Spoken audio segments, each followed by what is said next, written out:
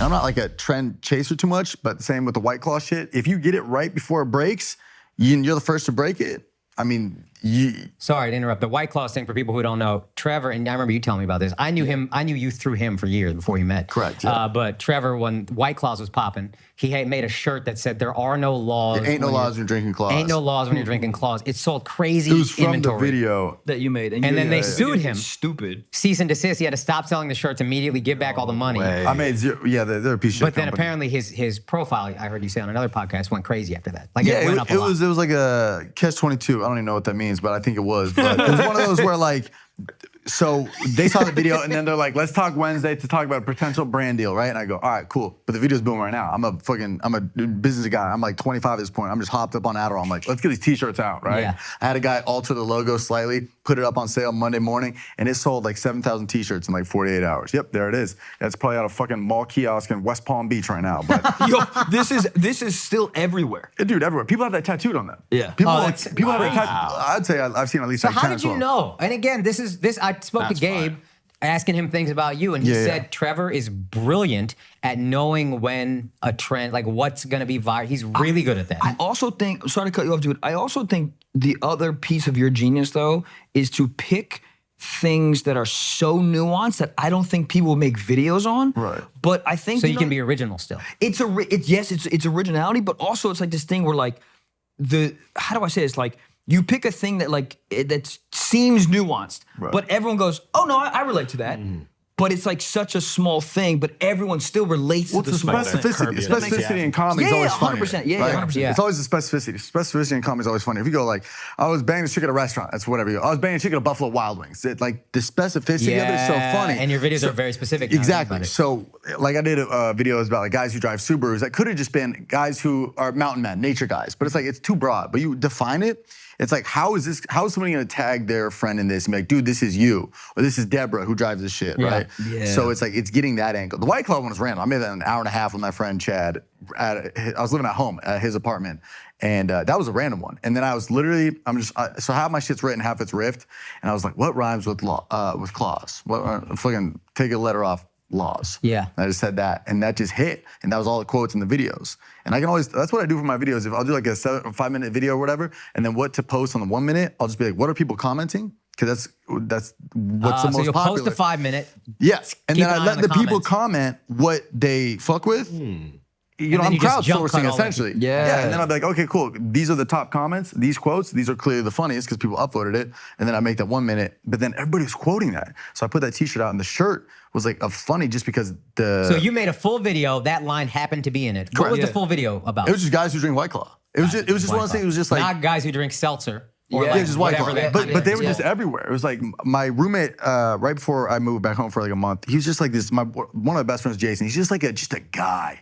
Just a golden retriever with a zin in his mouth. Just like but like when he was like my like barometer of like what is like trendy. Because he'd be like so pumped on it. He'd be like, I fucking love Spike Ball. I love Hydro Flask. I love White Claw. And I'm just like, you are like America as a person. So Yeah. if he fucks with it, I know it's global. You know? yeah. So he was like my barometer on that. So he showed me White Claws. I just made the video, pumped it out, and then it went crazy. And I sold those t-shirts Monday morning to Tuesday. It went crazy.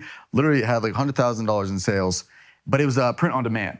So I hadn't made $1 yet, but it was racking up. And then White Claw reached out with their legal team, and they're like, hey, listen, we know that you haven't sent these to the printer yet. So if you return this and you cancel right now, we'll talk on Wednesday to talk about a potential brand deal. And then on Wednesday, they go, we don't think this is gonna be a good fit. I got fucking duped. Wow. And the most bullshit, which I don't think I've talked about a lot, is they came in, they said, we'll return all the t-shirts, but if you want, we can take since you have the emails of everybody who bought a t-shirt, we can send them official White Claw merch. Like, don't fucking use me as your billboard. Yeah, and also they're gonna take those emails for marketing, like for all their own. I hate them as a demographic company. shit. They're Yeah. terrible. Dude, I was at the airport recently, and 2 people came up to me that work for White Claw. I was like, can we take a selfie? And I was like, I don't like you guys. Did you say no? I said no. I said, Fire. I do not like Love you guys. that. I said, I do not like you guys. Your company's, I mean, these people were younger, so I think that they weren't around during that part of, because this was like 4 years ago, Yeah. that part of the company's history. But I was like, you're a terrible company. Yeah. Like, you fucked me over, and I put you guys so far on the map. Yeah, and Well, also for the asking for everybody's email bothers me. That's the icky. It was that. It was like, That's it's an like, icky thing. hey, we're gonna take all that. We're gonna take your customers and give them just official White Claw merch. It's like, that's not funny. Nobody wants to wear just a White Claw t-shirt. They wanted to wear it because it was a joke on it. Yeah, and they probably wouldn't even send them shit. They just wanted the emails. That's course. where I'm grossed out by. Bro, But my ticket sales after that were crazy. Let's That's when go. I really started selling. Yeah. Is I was doing like one-nighters, and then that happened. I had my first weekend in fucking Rochester, and it was sold out, Comedy at Carlson, whatever. And I was like, oh shit, that video did things. Yeah. So Everybody in his audience has White Claws. Yeah, He's dude, just like, right. no, that's you guys. clubs will be like, dude, what is wrong with your audience? We went through like fucking 5 pallets of this shit. I'm like, cool, give me a cut of that too. No, Yeah. but I will say, it's like that part sucked. But looking at the bright side, Yeah. it just brought awareness Yeah. to me. So like at the end of the day, I'm happy with it. Yeah. Bro, You for White Claw not to use you as like their spokesperson is crazy dumb. But maybe that's good. It They didn't. don't get it. Yeah. Maybe it's good because then it's like maybe you don't want to be like just pigeonholed in just that. Yeah, no, So- it worked out for you, but they're done. These people don't get it. These these big companies, they don't. Yeah, their photos are all like in like black and white, like film noir, like people drinking. I'm like, you don't understand your audience. Your audience like butt chugs it. It's like an FSU tailgate. Yeah. Like this is not Doing your fucking demo. ketamine off a skateboard. You're like doing a fucking black and So- white. Yeah. I get worked up talking about it, but I do think overall it helped me grow so much. So at Yeah. the end of the day, if you still want to sponsor me, hit me up. Did you always have that sense, or was that All Def that did? Because Trevor, Alex, you remember All Def Digital, huge YouTube channel, the only white employee they had. I was their Jim Carrey essentially from like Living in Color, right? Well, yeah, were you yeah. brought on as talent or brought on as like an editor? I writer, was whatever? the social media intern, and then they knew I did stand up, but it was kind of like, all right. And then slowly over time, it was like, all right, you can have one line in the sketch. Yeah. All right, now you have 2. Oh shit. All right, let's get this guy in an unscripted thing. Let's see how it is. So it was like a slow progressive thing, but then they started putting me in a bunch of things, and then I just kind of came like a cast member, but I was on full-time salary doing For the those of you who social haven't media. seen, sorry, for those of you who haven't seen All Def, it's great. All Tony Def Digital. If Baker, you ever go to watch Kevin on Roast Me, Stage, that is Doughboy, like, Trev, if all you're those guys. watching from YouTube, you know Roast Me. Like that is like, Yeah. like watching that live, like that is hands down the funniest people I've ever seen in my life. Yeah. But yeah, so I got, it was like the best job I think could have had out of college because I was just working with all comedians like Doughboy, who was also in Wild 'N Out, Kev on Stage, to hear more, Tony Baker, just all like very, very funny on and off stage. Yeah. Because And I was a fan of Kev on Stage, and like I saw He's great. you before I knew who you were. Yeah. You know, Yeah. because Yeah, of yeah. those. I mean, Kev things, yeah. said, I texted Kev about you. He said, I'm the first guy that probably took He Trevor did, on the he road. did- my first road show I did, we did Tennessee State University, and only white guy there for quite some time. But it was so like. And He took the a moment and looked in the middle distance. But what's fucked up is we were driving to these gigs, and we're driving through like Kentucky, and they see a Confederate flag. They don't look at me. I'm like, don't fucking look at me. Those are my people, dude. Hey, also stop. I need to say what's up. That is my uncle. But yeah, he was the first guy to take me on the road, and they were doing one-nighters, man. One was in a comedy club, one was in a church. I love those guys. I am so thankful for that. Do you think those guys helped you a lot with your business sense of things? So you have a very, very like clean business sense. Just yeah, I mean it's Yeah, I think so because I would see Kev on Stage go do one-nighters on a weekend, do Friday, Saturday, Sunday, and then be in the office Monday morning. And I'm like, you fucking took a red eye from Newark, and now you're still at work. Like, Andy had 2 kids, and I would ask him like, how do you do this? He goes, I got 2 kids and a wife. I got to feed people. You know, I got to like keep it going. Yeah. And just seeing that work ethic and hustle, and bro, Kev on Stage is the hardest working man I've ever met in my life. He records videos. awesome, He's a dude. business genius, I think. Oh my God. When we used to work at All This Digital, he would record videos in his car, right? Just like put it on like a magnet. And then he would just rant about whatever's going on in the news. Like he was talking about the Jada stuff, something. He would rant on it for 5 minutes, get in the office, cut it down to 30 seconds, and be up on everything before I'd be even at work. Crazy. And Shouts. the guy's just, and like seeing him in, traveling in airports with him back in the day, because I only knew him from work. We'd go to lunch, a few people would be like, oh, Kev. In the airport, everyone's like, fuck, Kev on Stage, Kev on Stage. Oh, really? So it was so cool to see. And I was like, that's my mentor and everything. Like he is a genius. And so I think to that point, yes, they definitely showed me like the ways. And I remember the day I put I quit, I was like, how much money do you have saved up, Kev? Because he was leaving too. And he told me, he goes, how much do you have? And I told him. And he's like, oh, bro, fucking leave. What are you doing here still? Yeah. And I was Yeah. like, What were the numbers? he said that he saved up like $60K to leave, and I had $20,000 in the bank, so I was starting to get a little bit of YouTube money. Okay. And I was very, very, very little starting to get paid for stand-up. I was like, I think I had like $20,000. My overhead was $800. I was living in Santa Monica, in a 3-bedroom Single, apartment. he's got 2 kids. It's a different thing. Bringing it back to Will and Jada, Kev on Stage and Mrs. Kev on Stage, who I've never met in person, but watching them, that's what I wish Will and Jada was. Where like their book is called Marriage Be Hard. They met when they were They both 15. Yeah. Met when they were 15, still seem very in love, but never front and act like they're perfect. Yeah. What happened? Did I miss something? When they're 15, so hot.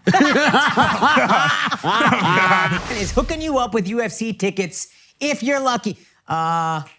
Okay, all right, guys, we're going to take a break real quick because Morgan & Morgan might make your dreams come true if you're a UFC fan. First of all, you already know Morgan & Morgan, America's largest injury law firm, recovered over $15 billion for their clients. And we know submitting an injury claim with Morgan & Morgan is free and super easy. But did you know that they are also the official injury law firm partner of the UFC? You don't believe me? Well, check this out. UFC 296, coming in hotter than anything you've ever seen. Crazy card.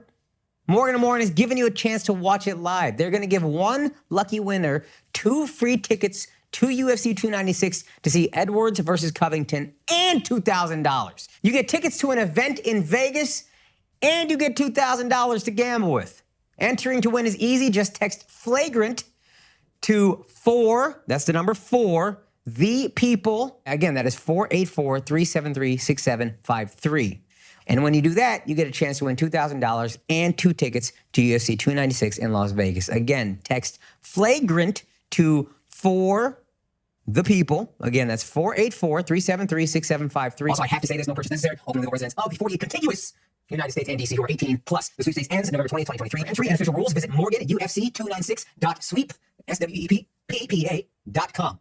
Now let's get back to the show. All right, guys, we're gonna take a break real quick because I gotta let you know about Vessi shoes. Let me tell you something, I swear to God, I have them on right now. I had to come back the day after we recorded to do these ads and it was raining and I was walking, so I put on my Vessis. They are 100% waterproof and you don't have to buy ugly ass fucking rain boots. You still get to wear fashionable shoes and they're 100% waterproof. If you don't believe me, check out their new sneaker called the Soho. Fire as fuck, 100% waterproof. You ever seen a shoe that looks cool and is waterproof? Probably not. Probably not. These do it. Vessi, Soho. If you don't want to wear clunky ass rain boots, wear your Vessis. They are truly super comfortable. I walked like 3 miles in them just now. You know what else is great? If they get dirty, mine are a little dirty, they were in the rain, you know what I'm gonna do tonight? Throw them in the washer. I don't have to think about it. Come out 100% clean and spotless. So if you're like me and you want to be ready for anything, rain or shine, head to vessi.com/flagrant and get yourself a pair today. And if you use the code flagrant, you will get 15% off your entire purchase. And you get free shipping to Canada, the US, Australia, Japan, Taiwan, Korea, and Singapore. Let's get back to the show. Yeah, you guys want a drink? Oh, this is another thing, Blau. I never did shit when we were homies Oh, forever. yeah. Can we talk about this? Yeah. Okay. Rogan got me high for the first time. Great And first time to You smoke. ever with. high ever? I took a Delta 8 one time, and it wasn't like I was fully high. But then with Rogan, I was like, I've already done Delta 8, so let's just smoke weed. Oh, and no. when he gave me a little pressure, I was like, yeah, I'm not that opposed to it. And I think my main fear was always, I don't trust my work ethic if I start getting high all the time, especially. But now I'm like, I know I'm gonna bust my ass, so I can get high every once in a while. I still don't drink, but if you want it, Drunk Blau is the best, dude. Can I tell you a story about Drunk Blau? We got drunk after a show he did in his hometown. in Oh, I forgot DC. about this. And then afterward, Blau gets drunk, he's celebrating. It was me, Schultz, and Blau. And Blau headline, had a fucking ball, whatever. Great show, great audience. And then Blau gets drunk, and then we go to like some random fuck diner. And then Blau's drunk, and he keeps standing up from the diner table and going, "Excuse me, ladies and gentlemen, I have an announcement. Who is trying to get fingered?" What city is this in DC? DC. That's a normal night in DC. But isn't this the best part? There's a diner, let's say 100 people. Yeah. I stand up and I make them all shut up. It's 2 in the morning. I go, guys, please, everyone, please. I have an announcement. can't do Can it. you please stop just real quick? Would you have the glass in the night? No, but you have to. You have to. essentially, I was like, who's trying to get fingered?